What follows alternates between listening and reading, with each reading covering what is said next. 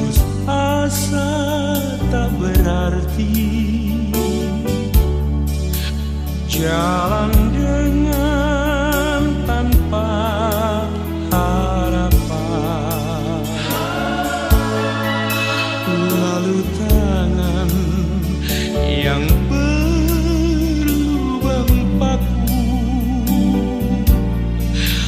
menjamah jadi hidup baru, dan kayu yang kasar mengubahkan jalan hidup yang penuh kegagalan. Ku puji Dia selama-lamanya, sebab salib mengubah hidupku, dan ku yakin darah Yesus yang suci sudah mengalir di Kalvari. Bila zaman berlalu, dunia mendebu, ku tetap pegang salib itu.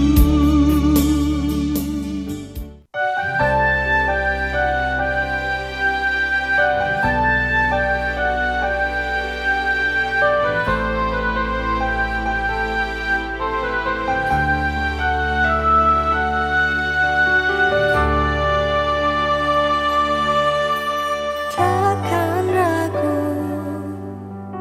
ku berjalan di dalam lembah yang gelap.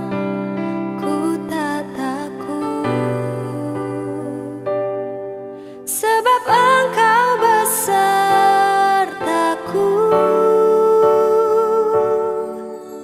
Segala yang Kau izinkan terjadi di dalam hidupku, ku percaya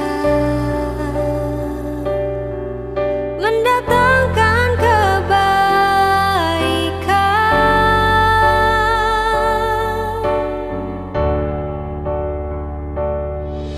Bapa, ku percaya rancangan-Mu indah. Bapa, ku percaya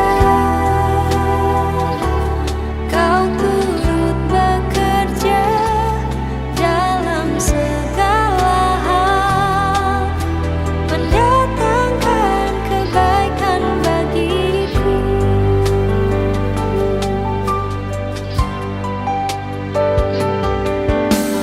Takkan ragu ku berjalan di dalam lembah yang gelap. Ku tak takut, sebab Engkau besertaku.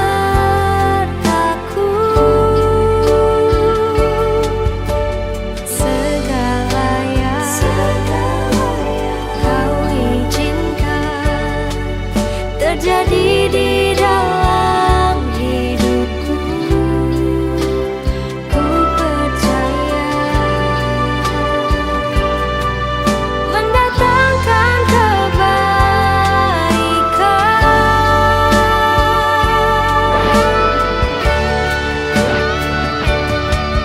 Bapa, ku percaya rancangan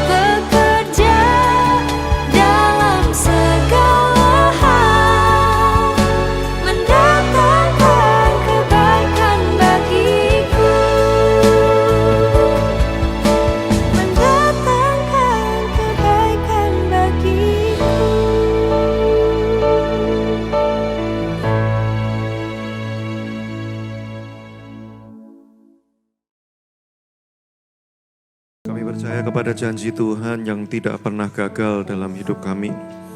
Kami tidak memandang dengan apa yang kami lihat, tetapi dengan mata iman kepada Tuhan yang tetap setia, tidak pernah berubah dalam hidup kami. Hari ini, sore ini ketika firman-Mu dinyatakan Roh Kudus bekerja di tengah-tengah kami, biarlah firman itu menjadi terang pelita di tengah-tengah kegelapan yang sedang mengepung kami. Tapi kami senantiasa bisa melihat Tuhan oleh kuasa firman-Mu. Tuhan bekerja, sore hari ini kami serahkan waktu ini, tempat ini, setiap jiwa, pikiran yang hadir dalam tangan Tuhan. Biarlah Engkau yang bekerja di tengah-tengah kami, melawat, berbicara, menjumpai kami secara pribadi. Terima kasih. Kami menyambut Engkau di tempat ini Tuhan. Kami menyambut firman-Mu. Dalam nama Tuhan Yesus, haleluya. Sama-sama kita katakan, amin. Silakan duduk semuanya. Haleluya. Boleh lihat orang di kiri kanannya, lalu katakan, saya senang lihat kamu hari ini. Ya. Kalau di kiri kanannya nggak ada orang, boleh lihat belakangnya. Ya, siapa tahu ada. Kalau nggak ada depan, kanan, kiri, belakang nggak ada orang, tandanya minggu depan harus bawa orang. Supaya nggak sendirian di tempat ini. Ya. Ini pertama kalinya saya melayani di kebaktian di tempat ini, jadi mungkin banyak di antara saudara yang belum pernah melihat saya, jadi kenalan dulu ya, karena kalau tidak kenal kan katanya tidak sayang. Supaya saya disayang, saya kenalan. Nama saya Joshua Iwan Wahyudi, Bapak Ibu ya. Banyak orang bingung karena namanya banyak, ada Joshua, ada Iwan, ada Wahyu, ada Yudi, dipakai semua ya. Saya pernah satu gereja, saking bingungnya MC-nya kenalin saya, dia panggil Joshua, Iwan, Yahudi gitu. Padahal saya orang Jawa ya, dibilangnya orang Yahudi. Nah supaya cepat ingat ya saudara, boleh panggil saya Iwan aja ya. Iwan artinya inilah pria menawan ya. Nah, saya datang dengan istri dan anak saya, ini istri dan anak saya ya. Anak saya ini ditunggunya 15 tahun Bapak Ibu Saudara ya. Nanti saya akan cerita perjalanannya bagaimana. Karena topik khotbah saya hari ini adalah bukan iman yang takkan gagal, tetapi Tuhan yang takkan gagal. Nah, saya nggak tahu WL-nya udah lihat slide saya atau belum sih sebelumnya. Kok milih lagunya pas-pas semua gitu ya. Saya khawatir dia membajak laptop saya ini waktu saya siapin khotbah ya. Nah, saya awali dengan gini, Bapak Ibu Saudara, janji Tuhan itu ada dua macam. Ada janji yang bersyarat, ada janji yang tidak bersyarat.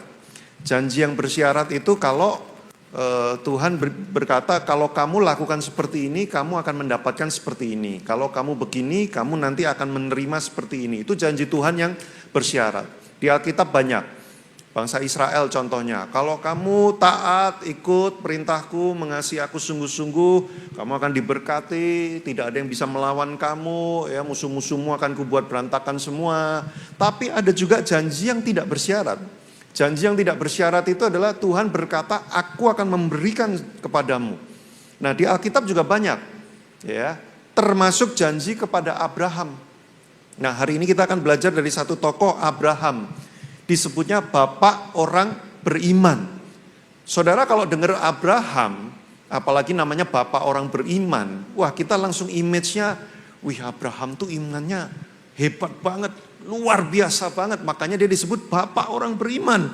Jadi dia imannya kuat sekali, makanya janji Tuhan terjadi semuanya dalam hidupnya. Nah kita perlu paham Bapak Ibu Saudara, bahwa janji Tuhan yang diberikan kepada Abraham, itu janji tidak bersyarat.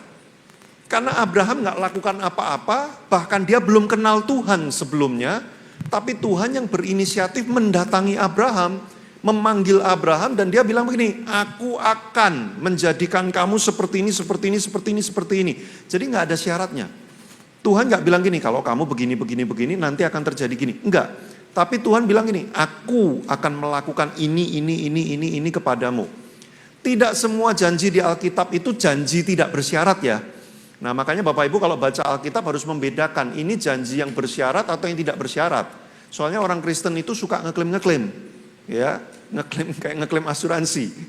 Kadang-kadang janji yang bersyarat diklaim-klaim sebagai seolah-olah yang tidak bersyarat. Nah, gitu ya. Sedikit belok supaya saudara paham dalam memahami firman Tuhan. Nah, janji yang diberikan Tuhan kepada Abraham itu tidak bersyarat. Karena Tuhan berjanji. Nah, banyak janjinya kepada Abraham. janji tanah, ya akan diberikan tanah perjanjian, lalu janji Mesias akan lahir dari keturunan Abraham, janji berkat, dia akan sangat diberkati, lalu kemudian juga ada janji anak, Abraham akan memiliki anak. Nah, saya akan bahas soal itu. Boleh slide berikutnya, ya. Saudara kalau baca di Alkitab, ya sore hari ini agak sedikit belajar dikit ya, Bapak Ibu ya. Kejadian pasal 12 itu adalah Abraham pertama kali dipanggil dan menerima janji Tuhan. Itu Abraham di Kejadian pasal 12. Salah satunya adalah akan memiliki anak. Saudara harus tahu, waktu Abraham diberi janji itu, dia tidak memiliki anak, dan istrinya Sarah tidak bisa memiliki anak. Jadi waktu janji ini diberikan, ya ini termasuk janji yang luar biasa. Bayangin saudara, janji yang diberikan, satu, kamu akan diberkati luar biasa. Oke lah, itu umum, dewa-dewa pada zaman itu menjanjikan itu juga gitu ya. Kamu akan diberikan tanah sebagai tanah pusaka yang penuh dengan kelimpahan. Oke, masih ada juga dewa lain yang bisa memberikan itu. Dari keturunanmu akan lahir juru selamat dunia. Wah, ini mulai nggak umum nih janjinya nih. Nggak ada dewa lain pada zaman itu yang memberikan janji itu. Dan supaya itu bisa terjadi, kamu harus punya anak. Sementara dia nggak punya anak, itu pun juga tidak umum pada zaman itu janjinya. Nah itu diberikan pada waktu Kejadian pasal 12. Saudara harus tahu, janji itu digenapinya oleh Tuhan di Kejadian pasal 21. Nggak usah dicocokologi, wah 12 dibalik jadi 21. Nggak ada sih sebenarnya kaitannya ya. Tapi kalau mau dikait-kaitkan seru juga, tapi itu namanya teori konspirasi. Nggak usah ya. Nah Kejadian pasal 21, anak perjanjian itu Ishak lahir. Saudara harus tahu, waktu dari janji itu diberikan sampai kemudian digenapi 25 tahun. Ada nggak di antara saudara yang pernah dijanjiin sesuatu sama seseorang, tapi digenapinya, dikasihnya 25 tahun kemudian? Nah, ini kan saya lihat banyak yang muda-muda nih wajahnya, kayak saya semua ya di sini ya. Kalau pasanganmu nih yang sudah berpasangan atau yang belum berpasangan, bayangkan kalau suatu saat pasangan idealmu, pasangan impianmu bilang ini, aku akan menikahi kamu. Kapan? 25 tahun lagi. Masih mau lanjut nggak kira-kira saudara ya? 25 tahun lagi ngapain? Udah kamu cari aja orang lain gitu kan. Atau orang mendatangi saudara, aku akan menyerahkan perusahaanku kepadamu, aku mau mewariskan perusahaanku kepadamu. Wah kapan? 25 tahun lagi. Iya kalau perusahaanmu masih ada. Sebuah usaha untuk bertahan 25 tahun nggak gampang gitu kan ya. Lagian 25 tahun lagi umur saya udah berapa baru dikasih perusahaan itu. Nah, saudara, nggak mudah 25 tahun. Tapi yang bikin lebih sulit bukan 25 tahunnya saudara. Yang bikin sulit itu adalah waktu Tuhan memberikan janji itu, dia nggak pernah memberitahu kapan akan digenapi. Wah ini sulit. Saudara kalau dijanjiin sesuatu tapi ada batas waktu kapannya, itu mending.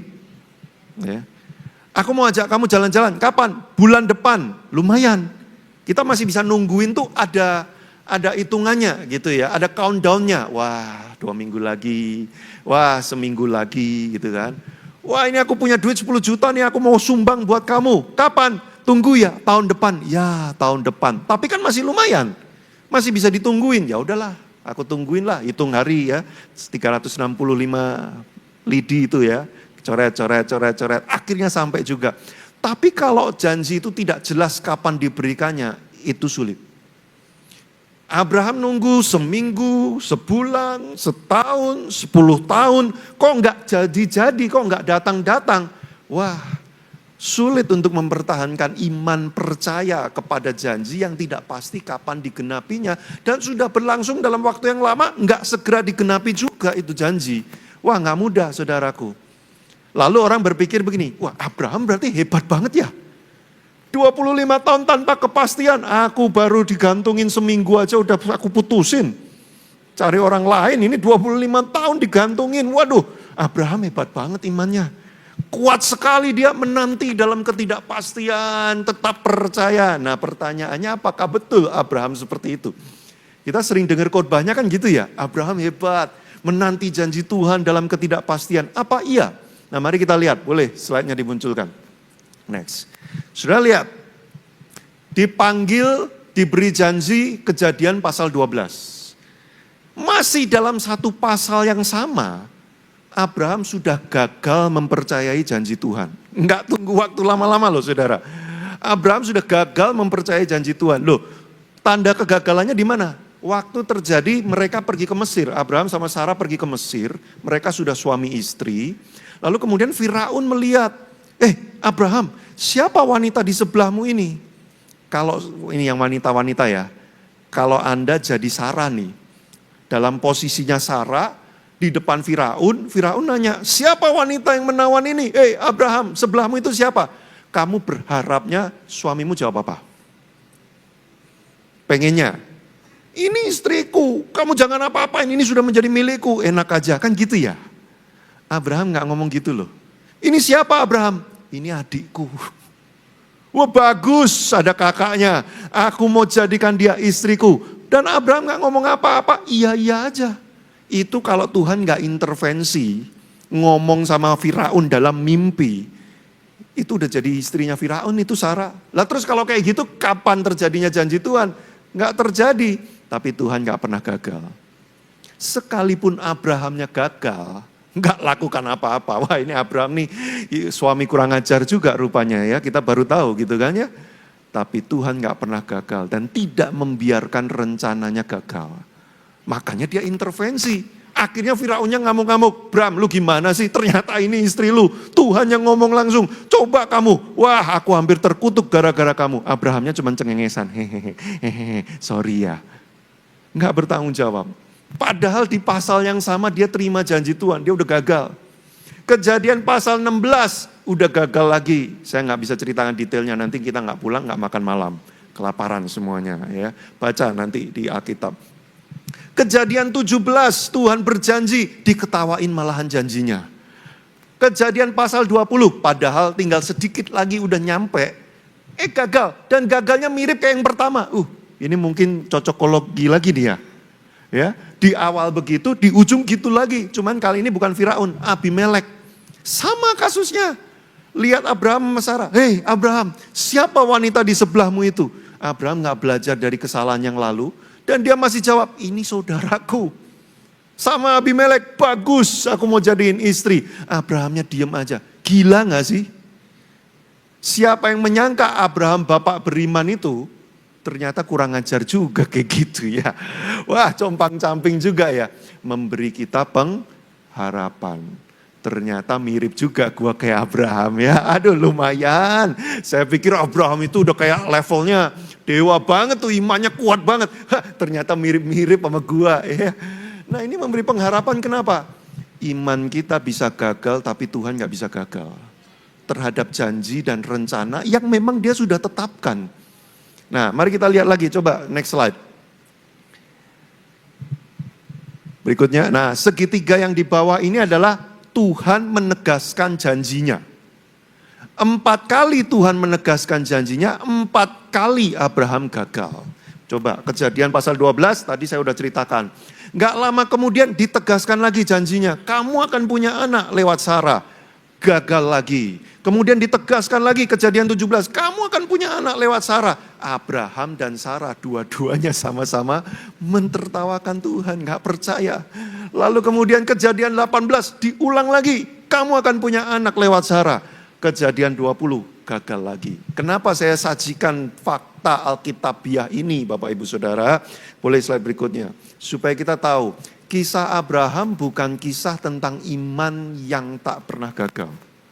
Bukan kisah tentang imannya Abraham yang hebat.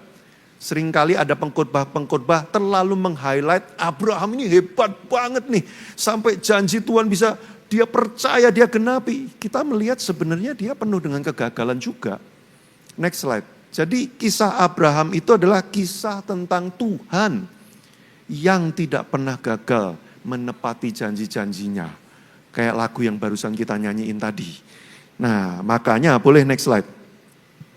Makanya iman yang kuat, yang kokoh, yang sejati itu bukan iman yang percaya bahwa doa yang kita minta pasti diberikan oleh Tuhan. Saya tahu banyak orang mengkhotbahkan ini. Iman itu apa? Percaya bahwa Tuhan pasti melakukan untuk kita. Betul, itu benar, itu Alkitabiah. di Alkitab ada. Tapi itu baru satu sisi iman. Saudara, iman itu seperti koin. Ada dua sisi, sisi satu dan sisi kedua. Yang sering dikhotbahkan hanya sisi satu. Kamu sakit, percaya Tuhan bisa menyembuhkan kamu, maka kamu akan menerima kesembuhan. Betul, itu di Alkitab ada. Tapi itu satu sisi dari iman. Tapi yang jarang dibahas adalah sisi yang kedua, yaitu apa? Bagaimana kalau Tuhan gak sembuhkan?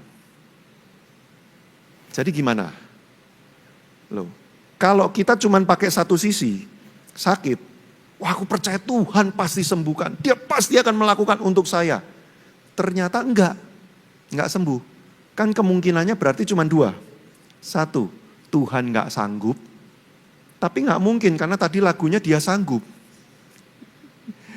Atau kemungkinan kedua, imanmu kurang kuat. Makanya kuasa Tuhan enggak bekerja.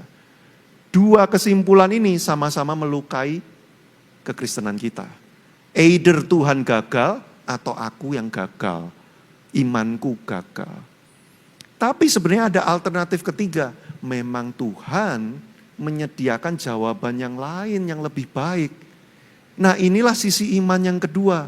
Yaitu sekalipun Tuhan tidak mengabulkan apa yang aku inginkan, aku tetap percaya bahwa Dia punya yang terbaik untuk aku. Aku gak tahu apa itu, tapi Dia pasti menyediakan yang terbaik untuk aku. Inilah sisi iman kedua yang jarang dikhotbahkan. Makanya banyak orang kecewa ikut Tuhan. Kenapa? Wah aku udah beriman, aku udah percaya loh. Bahwa aku pasti punya pasangan tahun depan. Tapi aku sudah beriman kayak gini 10 tahun. Tahun depan pasti ada. Enggak ada. Tahun depan pasti ada. Enggak ada. Udah 10 kali. Ini stoknya memang udah habis atau gimana? Saudara. Banyak orang kecewa. Aku pasti sembuh. Aku pasti sembuh. Aku pasti sembuh. Ternyata enggak sembuh. Lalu dia bilang gini. Ah Tuhan jahat. Tuhan pilih kasih. Kepada si itu disembuhkan. Padahal gak beriman-beriman banget, orang dia ragu-ragu terus, gak percaya terus, Tuhan sembuhkan. Giliran aku udah percaya banget, Tuhan gak sembuhkan. Ah Tuhan itu apa? Pilih kasih. Kenapa banyak orang kecewa? Karena salah memahami iman yang sesungguhnya, cuman satu sisi. Loh, iman yang sesungguhnya tuh gini loh. Coba munculkan slide-nya. Iman yang sejati, yang kokoh adalah mempercayai bahwa Tuhan selalu memberikan yang terbaik dalam keadaan apapun. Baik saat doa kita dijawab atau tidak, Dia pasti tetap memberikan yang terbaik. Yang terbaik versinya Tuhan belum tentu sama dengan yang kita inginkan. Kita pengen sesuatu yang kita pikir itu yang terbaik, tapi belum tentu itu yang terbaik menurut Tuhan. Nah, apakah engkau percaya bahwa Tuhan pasti menyediakan yang terbaik? Kalau engkau percaya, maka dijawab atau tidak dijawab keinginanmu, Tuhan tetap setia kepada kita. Nah itulah iman yang sejati. Nah tapi kita cuma dikasih tahu, paksakan dengan iman. Kalau engkau beriman, Tuhan pasti bekerja. Bahkan ada yang bilang gini, imanmu menggerakkan Tuhan. Wow. Bahkan ada yang pernah berkhotbah, imanmu memaksa Tuhan bekerja. Wow, luar biasa. Jadi kalau Tuhan belum bekerja, wah imanku kurang nih. Kurang, aku harus lebih beriman lagi. Loh, kadang-kadang begitu Tuhan sayangnya sama kamu, Dia tahu kalau Dia penuhi keinginanmu, hidupmu akan rusak. Maka Dia teguh tidak memberikan itu. Karena Dia mengasihi engkau. Kamu mau beriman sampai ngeden kayak gimana pun, Tuhan tahu yang terbaik dan karena Dia sayang, Dia gak mau kasih yang kamu inginkan itu. Justru Dia menyediakan yang lebih baik. Nah, apakah engkau punya cukup iman untuk percaya juga bahwa kalau jawaban itu tidak datang, berarti ada jawaban yang lebih baik lagi dari Tuhan. Nah, aku hanya tinggal perlu melihat dan menunggu dengan setia. Wah, itu imannya yang sejati. Coba lihat wajah kiri kanannya, kira-kira nangkep gak apa yang disampaikan? Kalau gak nangkep tolong digoyang-goyang, saya khawatir rohnya meninggalkan tubuhnya. Ya, goyang-goyang ya. Nah boleh dimunculkan di slide ya, saya lihat saudara mulai paham nih ya, tadi awal-awalnya kayak curiga, ini pengajaran sesat dari mana gitu ya. Sekarang mulai ngerti. Coba saudara, buletan ini yang di kiri ini adalah kita. Segitiga yang di kanan atas itu adalah Tuhan. Bintang yang di kanan bawah itu adalah jawaban doa yang kita pengen. Banyak orang Kristen imannya itu arahnya kepada jawaban doa yang diinginkan. Pasti sembuh, pasti dapat duit banyak, pasti ganti rumah baru, pasti ada mobil baru. Haleluya, puji Tuhan, amin. 1, 2, 3, yes, yes, yes. Oh Tuhan, pasti. Imannya kepada jawaban doa yang diinginkan. Makanya ketika jawaban doanya nggak kunjung datang, lunglai dia. Banyak orang Kristen yang dicari bukan Tuhan, yang dicari bukan Yesus, yang dicari kartu kreditnya Yesus. Nah, kalau kartu kreditnya keluar, wah ini bener nih, baru ini Tuhan nih ya. Aku doa minta sembuh beneran. Aku minta kerjaan yang gaji 2 kali lipat dikasih beneran. Nah ini baru Tuhan nih yang kayak gini nih. Tapi kalau nggak dijawab kayak gitu, wah ini beneran Tuhan atau bukan nih? Makanya saya tadi juga di ibadah 1, 2, 3 di Baranang Siang saya mengucapkan kalimat begini. Kalau orang itu sungguh-sungguh cari Yesus, yang dia inginkan dalam hatinya adalah Yesus, dia nggak mungkin murtad ketika sudah berjumpa Yesus. Loh, kalau yang sungguh-sungguh kita cari Yesus dan kita sudah berjumpa, menemukan, memiliki dia memiliki kita, nggak mungkin murtad dong. Orang kamu sudah menemukan apa yang terpenting dan paling berharga buat hidupmu. Kan itu perumpamaan tentang menjual ladang itu loh. Ya, ada orang menemukan harta karun di satu tanah, dia jual semua miliknya karena menurut dia nggak penting lagi ini, demi membeli tanah itu supaya dia mendapatkan harta karun itu, saudara. Nah dia sudah mendapatkan yang paling penting, makanya yang lain jadi nggak berarti lagi buat dia. Kalau orang mencari Yesus dan dia sudah menemukan Yesus itu dan dia memilikinya, ngapain dia murtad? Orang Kristen yang bisa murtad karena dia nggak menginginkan Yesus sebenarnya, dia menginginkan yang lain selain Yesus. Maka ketika dia berjumpa dengan Yesus dan dia nggak mendapatkan yang dia inginkan pada Yesus, dia tinggalkan Yesusnya. Sudah nangkep maksud saya? Makanya dia bisa murtad. Jadi saudara jangan khawatir, aku kira-kira bisa murtad nggak ya? Saudara nggak usah pusing. Kalau yang kau inginkan Yesus, engkau nggak mungkin murtad. Mau dalam keadaan apapun kau nggak akan tinggalkan karena yang kau inginkan Yesus. Lah kalau yang kau inginkan bukan Yesus, lah itu masalahnya. Ya, aku ingin popularitas, aku ingin uang, aku ingin harta, aku ingin dunia ini, aku ingin semua yang ada di dunia ini. Wah, susah. Karena waktu engkau ikut Yesus, engkau harus melepaskan dunia ini. Lah tapi yang kau inginkan malah dunia itu. Makanya akhirnya engkau pilih lepaskan Yesus saja. Supaya aku dapatkan dunia. Nah, saudara paham? Yes, banyak orang problemnya adalah kepada si bintang itu. Boleh next slide. Padahal seharusnya dia adalah kepada segitiganya. Tuhannya. Next slide. Tuhan bisa saja memberikan seperti yang kita pengen. Puji Tuhan kalau itu terjadi. Tapi slide berikutnya. Tuhan bisa memberikan yang lain. Dan gak masalah karena iman kita bukan kepada jawaban doanya, tapi kepada Tuhannya. Apapun jawaban doanya, aku tetap memiliki Tuhan. Yang setia tidak pernah meninggalkan aku. Cukup. Bahkan next slide berikutnya. Tuhan gak kasih apa-apapun, gak masalah karena imanku tetap kepada Tuhan yang setia itu, yang tak akan pernah gagal. Nah, saudara, inilah keutuhan iman yang sesungguhnya. Dua sisi iman. Makanya boleh dimunculkan ayatnya. Nah ini bagus. Iman yang kokoh adalah iman yang tidak kehilangan Tuhan apapun yang terjadi. Saudara boleh kehilangan banyak hal dalam dunia ini asal saudara tidak kehilangan Tuhan. Kalau saudara kehilangan Tuhan, saudara kehilangan segalanya. Meskipun kau mendapatkan banyak di dunia ini, tapi engkau kehilangan Tuhan, engkau kehilangan segalanya. Banyak orang demi dunia ini, dia rela kehilangan Tuhan. Wah itu bodoh, kenapa? Karena dia kehilangan segalanya meskipun dapat banyak. Tapi meskipun saudara kehilangan banyak hal di dunia ini, kalau saudara masih punya Tuhan, saudara punya segalanya. Jadi it's okay, kadang-kadang kehidupan kita memang tidak selalu mulus. Apa yang kita inginkan tidak selalu diberikan oleh Tuhan. Karena Tuhan tahu itu mungkin bukan yang terbaik. Tapi selama kita masih berpegang pada Tuhan, kita tidak kehilangan Dia. Kita punya segala-galanya. Ayatnya bagus, Daniel 3. Ini ceritanya Sadrak, Mesak, Abednego. Saudara tahu ceritanya ya, dia disuruh menyembah patung, tapi dia gak mau. Lalu kemudian dihukum mereka bertiga. Terancam dilempar ke api yang menyala-nyala, dapur perapian yang menyala-nyala. Bahkan dikatakan dipanaskan 7 kali lipat dari biasanya, sampai yang manasin ikut kesambar gosong di situ. Nah, di depan dapur perapian ini Sadrak, Mesak, Abednego mengucapkan kalimat ini. Jika Allah yang kami puja sanggup melepaskan kami, maka Ia akan melepaskan kami dari perapian yang menyala-nyala itu dan bahkan dari dalam tanganmu ya Raja. Ini iman yang sisi ke-1 tadi. Kalau Tuhan mau sembuhkan, Dia bisa sembuhkan, pasti Dia akan sembuhkan. Bahkan sakit yang lebih parah saja, Dia akan bisa sembuhkan. Ini iman sisi yang 1. Bagus. Berikutnya, ayatnya nggak berhenti di situ. Tetapi seandainya tidak, hendaklah Tuanku mengetahui ya Raja bahwa kami tidak akan memuja dewa Tuanku dan tidak akan menyembah patung emas yang Tuanku dirikan itu. Ini sisi yang kedua. Tetapi kalau aku nggak sembuh, wah aku tetap akan memuji Tuhan, aku tetap akan menyembah Dia. Nggak ada yang berubah dalam hidupku. Nah ini iman yang sejati saudara.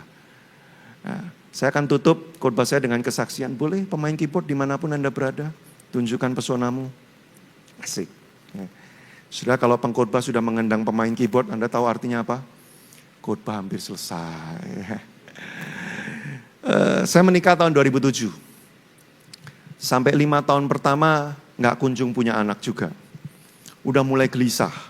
Mulai pergi ke dokter 1 nggak berhasil, ganti dokter 2, mulai cari ini itu tahun ke-5 tuh, mulai panik, mulai gelisah. Sampai tahun ke-7 itu sudah mulai memuncak. Kenapa? Karena orang-orang di sekitar sudah mulai kepo.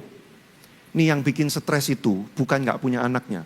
Yang bikin stres itu adalah kekepoan orang-orang di sekitar. Ya. Kapan menyusul? Nyusul kemana? Ya.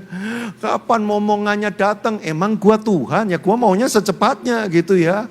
Nah yang paling bikin stres itu kalau udah mulai gini. Ini loh ada suplemen bagus coba diminum ya. Kamu sudah ke dokter ini belum? Saudara bayangin saya tinggalnya di Serpong, Jakarta, Serpong, Tangerang. Saya direkomen dokter di Kediri. Kediri itu Jawa Timur saudara. Kalaupun saya ke sana, terus gimana saya rutin check up-nya gitu. Ya, ini ada dokter di Kediri bagus banget gitu ya. Kamu udah coba ini belum? Pijet ke orang ini. Konon katanya bisa melancarkan, apanya yang dilancarkan? Peredaran anak. Saya pernah tuh sampai akhirnya saking gak enaknya, saking tertekannya gitu ya. Ini lo pijet ke sini pijet. Saya pernah tuh tempatnya masuk ke gang kecil gitu ya. Terus ruangannya gelap. Terus mbah-mbah gitu yang mijet, mbah-mbah. Ya, pakai tikar rapia gitu di lantai gitu ya. Sambil saya menyaksikan klien sebelumnya lagi dipijat, saya ngomong sama istri saya, kita kabur aja yuk, nggak usah yuk. Mengerikan banget. Ya kabur kita akhirnya. Mengerikan sekali gitu ya. Kesin saya udah ya, oh ini aliran ini minum daun-daun yang direbus apa segala macam. Semua sudah, saudara. Suplemen apa bla bla bla, sudah semua. Gagal, nggak ada yang berhasil. Tiap ganti dokter, analisa dokternya berubah. Oh ini ininya yang enggak ini. Oh ini ininya. Sampai saya bingung masalahnya apa sih sesungguhnya. Enggak ada yang berhasil saudaraku. Sampai kemudian satu ketika, nah boleh dimunculkan slide-nya, tahun 2016. Tahun 2016 itu tahun ke-9 dari pernikahan saya. Tiba-tiba salah satu peserta training saya, saya bikin training kelas-kelas gitu ya. Nah ini salah satu pesertanya, kirim saya WhatsApp, nggak terlalu kenal, dia ini cuman peserta training saya gitu ya, tapi orang Kristen juga gitu ya. Dan dia tahu pergumulan kami untuk pengen punya anak. Out of nowhere WhatsAppin saya bahasa roh yang diketik, saudara. Saudara pernah terima WhatsApp bahasa roh yang diketik gitu ya? Kirabaralapatapa sakaya, diketik bener-bener dikirim ke saudara. Saudara saya jadi orang Kristen tahun ini itu 31 tahun, jadi orang Kristen. Sebelum ini dan sesudah ini tidak ada yang kirim WhatsApp bahasa roh, yang ini doang satu ini saudara. Dan orang itu kemudian setelah kirim ini dia ngomong begini, kok nanti jam 12 malam, tengah malam berdoa ya sama istri ya, Tuhan mau lawat. Saya dalam hati sampai nanya kenapa mesti jam 12 malam, kan gue waktunya tidur itu ya, kok mistis banget gitu ya. Saudara kalau jadi saya nih, saudara terima WhatsApp kayak gini, terus suruh doa jam 12 malam. Reaksi saudara apa kira-kira? Loh saya ini pelayanan udah, saya percaya Roh Kudus, saya percaya mujizat, saya tumpang tangan, berbahasa roh juga. Tapi waktu terima message ini, saya juga ini orang hang apa gimana ya? Bener apa enggak ya? Saudara, saya penuh keraguan-raguan loh. Tapi ya nggak ada salahnya lah, ya kita berdoa lah. Saya jam 12 malam saya tungguin, saya sama istri saya awkward moment gitu ya. Gimana nih kita, doanya apa nih? Kita doa apa? Ya udah doa aja lah, nyanyi, memuji Tuhan, bersyukur gitu ya. Gak ada apa-apa, merinding juga enggak, gempa bumi juga enggak, hujan deras juga enggak. Biasa aja, habis itu tidur. Singkat cerita apa yang terjadi saudara? Tahun 2016 itu, tidak ada yang terjadi. Gak ada apapun. Semua ke dokter dan lain-lain juga masih gagal semua 2016 tuh. Lalu 2017, boleh slide berikutnya. Waktu saya ulang tahun, pemimpin saya kasih hadiah buku ini. Judulnya Dunia Membutuhkan Seorang Bapa. Terus di bukunya ada tulisannya. Kebetulan pemimpin saya usianya lebih muda dari saya. Dia bilang gini, Kak, aku percaya kamu bukan hanya menjadi bapak rohani, tapi kamu juga akan menjadi bapak jasmani. Saudara kalau dikasih buku dengan tulisan kayak gitu gimana? Amin. Enggak, kalau saya waduh kok berat ini ekspektasinya. Saya makin tertekan saudara. Waduh pemimpin yang ngomong gitu ya. Kalau nggak kejadian ada antara pemimpinnya yang salah. Tapi aturan nomor 1 pemimpin nggak pernah salah. Kan gitu. Berarti gua ini yang kurang beriman. Wah stres saya saudara. 2017 dan 2017 itu tidak ada yang terjadi. Tetap gagal, udah tahun ke-10 saya menikah, gak punya anak juga. Berikutnya tahun depan 2018, nah saya lagi pelayanan kayak gini nih. Lalu di ruang hospitality pekerjaannya kesaksian. Pak, adik saya itu 9 tahun gak punya anak Pak. Lalu dia pergi ke Israel, dia berdoa di sana. Pulang-pulang 1 bulan kemudian hamil. Wih, ini saya udah coba semuanya kecuali pergi ke Israel. Belum saya ke Israel. Kok ya pas tahun 2018 itu ada orang nawarin saya, Pak mau nggak ke Israel, mimpin grup ke Israel. Wih saya pikir ini jawaban Tuhan, kok ya pas banget. Langsung saya bilang mau. Itu pertama kalinya saya ke Israel, pertama kalinya juga langsung mimpin grup. Saudara di Israel, wah mau di Galilea, di Taman Getsemani, di penjara Yesus, di padang gurun, di piramid Mesir. Padahal itu bukan Israel, Mesir gitu ya. Saya berdoa sama Tuhan. Tuhan beri kami mujizat, kami pulang bisa punya anak dan sebagainya. Deng, pulang 2018 nggak terjadi apa-apa. Saya berpikir harusnya ke Palestina kali ya, bukan ke Israel. Nggak terjadi apa-apa saudara. Gila semua udah dilakukan, Israel aja gagal gitu ya. Apalagi terus 2019 apa segala macam, nggak ada terjadi apa-apa sampai tahun 2020. Tahun ke-13 dari pernikahan kami, saudara. Tekanan begitu rupa, semua orang nanya terus dan pertanyaannya seringkali rohani sekali bilang begini. Gak mungkin Tuhan gak berkatin kalian. Pasti kalian akan diberikan anak. Imanmu lebih besar dari aku loh. Wah, kepastian dia itu melupakan tekanan buat saya. Sampai satu titik, apa sih yang kita belum coba? Bayi tabung kita belum coba. Ya udah, yuk kita coba. 2020 kami bayi tabung saudara. Slide-nya boleh dimunculkan. Ini separuh dari yang saya simpen. Karena di awal-awal saya gak kepikiran untuk simpen. Setiap kali suntik dibuang, suntik dibuang. Di tengah jalan saya kepikiran, saya kumpulin nanti difoto buat cerita. Buat cerita apa? Gak tahu, pokoknya kumpulin dulu. Jadi 2 kali lipatkan jumlah suntikan ini saudara. Ini yang disuntikkan ke istri saya. Untuk menstimulasi sel telur supaya banyak, supaya berkembang jadi besar, supaya pecah, itu semuanya pakai suntikan semua. Suntikan hormon semua. Ya. Jumlahnya 2 kali lipat seperti ini. Dilewatin semuanya. Singkat cerita tanam embrio, lalu kemudian terjadilah OHSS. Itu adalah kejadian yang menimpa 30% orang yang bayi tabung. Sebenarnya agak jarang. Tapi kok ya pas menimpa istri saya. Yaitu ovarium karena distimulasi terus menerus. Mengeluarkan cairan tanpa henti. Lalu memenuhi seluruh rongga tubuh. 4 hari istri saya kesakitan sampai ulu hati. Bahkan sempat blackout pingsan. Gara-gara saking sakitnya. Wah bawa ke rumah sakit. Dokternya bilang gini. Tunggu ya kita coba kasih obat dulu dan sebagainya. Wah makin tak tertahankan saya udah marah. Dok operasi besok. Besoknya dioperasi, disedot, dikeluarin cairannya. Nah, next slide. 1,6 liter cairan, saudara. Itu sebotol aqua yang gede itu. itu yang bisa dikeluarkan. Karena nggak boleh dikeluarin semua, tubuh akan kaget, shock nanti. Jadi disisakan sebagian. Yang bisa dikeluarkan 1,6 liter. Kalau itu ditunda sehari 2 hari lagi, dia akan naik sampai memenuhi paru-paru, kemudian memenuhi jantung, matilah istri saya. Bayi tabung yang kelihatannya gitu-gitu, hampir mati istri saya, saudara. Ya udahlah demi punya anak. Singkat cerita, seminggu 2 minggu kemudian kami periksa, gagal. Nggak jadi anak. Wah saudara, saya itu selama 14 tahun itu sudah jungkir balik, naik turun, naik turun, naik turun, naik turun. Hari itu roller coasternya lagi turun 180 derajat. Selesai, saya bilang sama Tuhan gini, udah Tuhan, saya terima nasib saya, kami gak akan punya anak. Saya udah ngomong sama istri saya, udah ya saya, kita akan hidup berdua sampai kita mati nanti. Saya udah planning, nanti kami akan jalan-jalan, pelayanan berdua kemana-mana. Tidak ada rencana anak sama sekali, gak ada. Saya sudah tutup.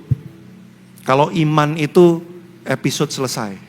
Sudah gak ada lagi iman, selesai. Ya. Lalu April 2021, kan itu Desember 2020 kejadian ini. April 2021, istri saya tengah-tengah malam tiba-tiba kebangun. Dia bangunin saya. Saya sambil teler-teler, dia bilang gini, saya Tuhan bicara. Oh bicara apa? Mujizat di tengah keterbatasan. Saya bukannya, haleluya, iman bangkit kembali. Enggak, saya makin nyungsep. Aduh. Udah capek banget, 14 tahun naik turun. Kadang percaya, yes, tapi aduh kenyataan gini, udah capek banget.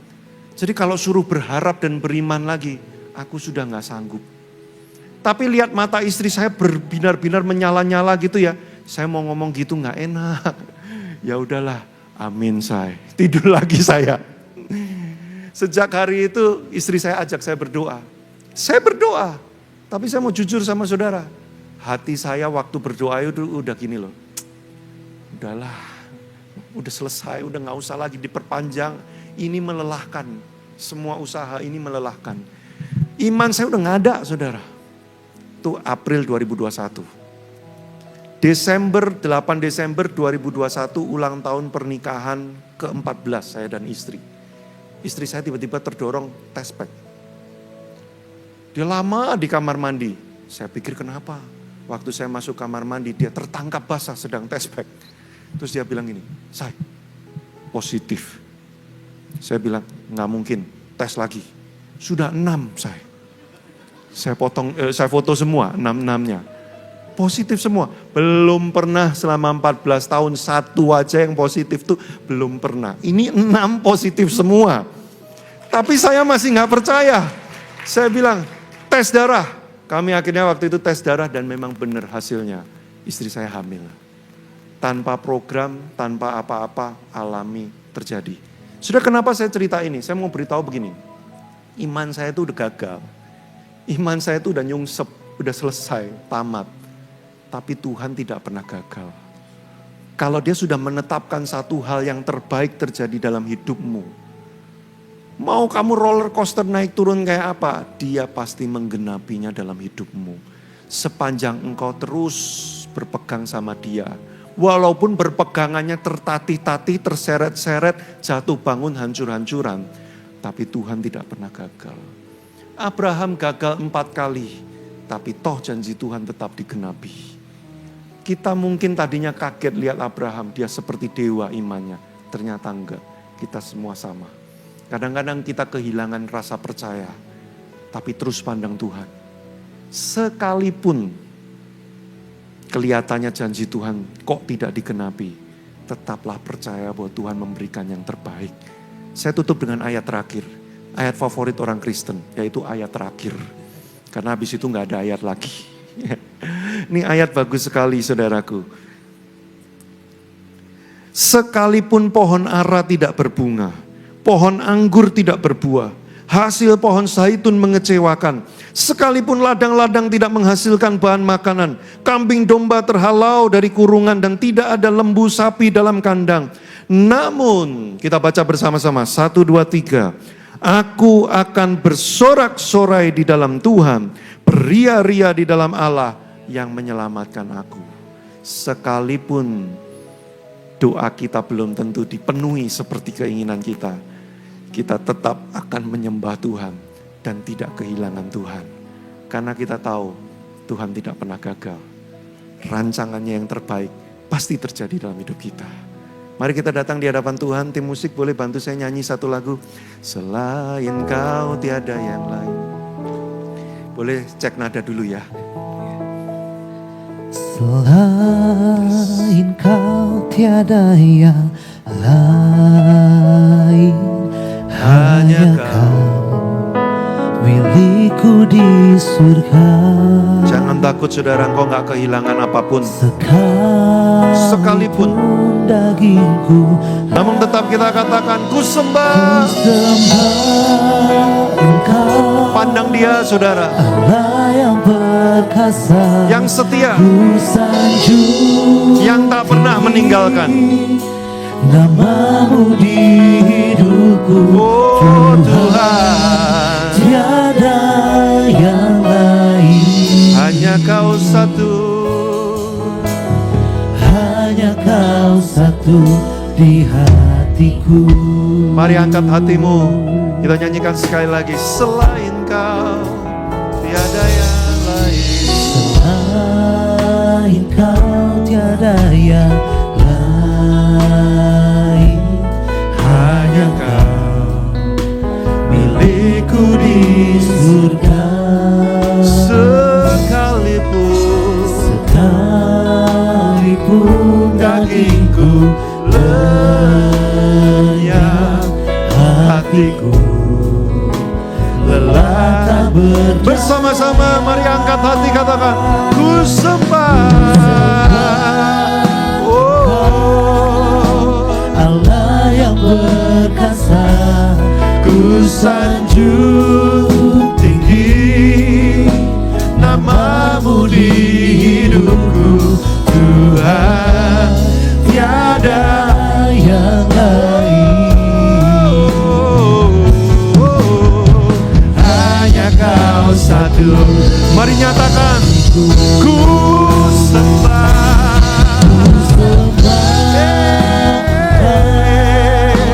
Allah yang perkasa, ku sanjung tinggi namamu di hidupku. Oh Tuhan, tiada yang lain, hanya Kau satu. Sekali lagi, ku sembah Engkau. Ya, Allah yang perkasa, ku sanjung tinggi namamu. Katakan, oh Tuhan, tiada yang lain, hanya Kau satu. hanya Kau satu di hatiku. Oh Tuhan, Tuhan, tiada yang lain, hanya Kau satu. hanya Kau satu di Sekali lagi, Tuhan, tiada yang lain.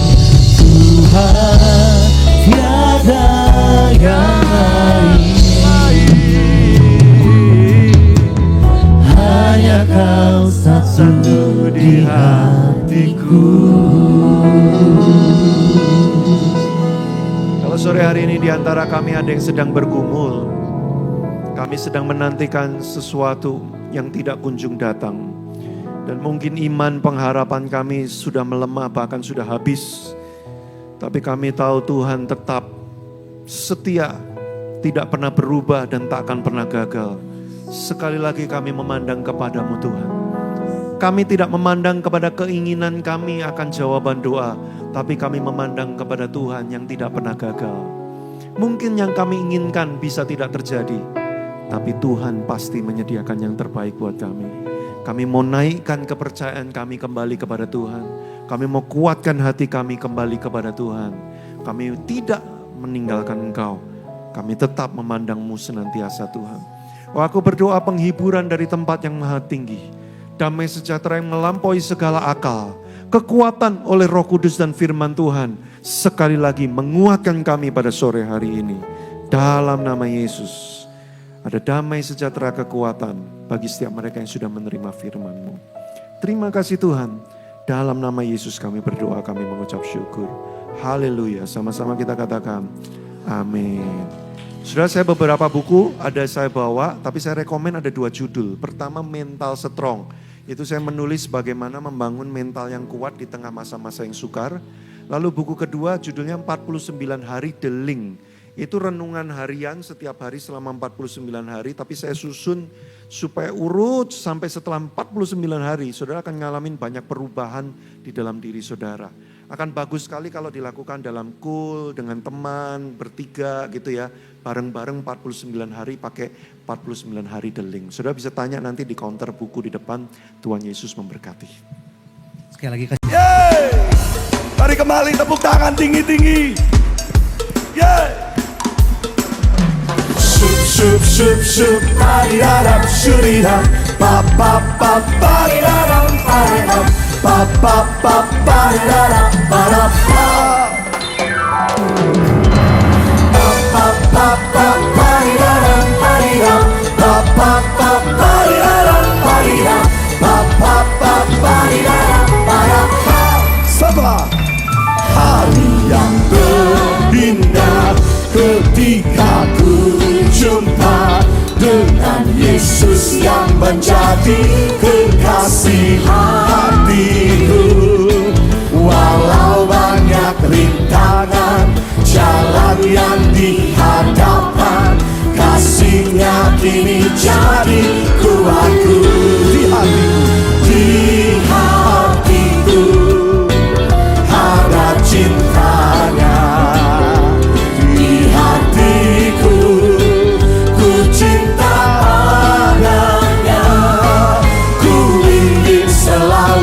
Mendengar suaranya, bertumbuh dalam imanku padanya. Di hatiku ada cinta-Nya.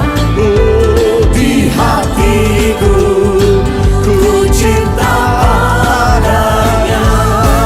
Ku ingin selalu mendengar suaranya, bertumbuh dalam imanku padanya. Lagi katakan, hari yang terindah ketika ku jumpa dengan Yesus yang menjadi kekasih hatiku. Walau banyak rintangan jalan yang dihadapkan, kasih-Nya kini jadi kuatku. Di mana? Di hatiku ada cinta-Nya. Di hatiku ku cinta padanya.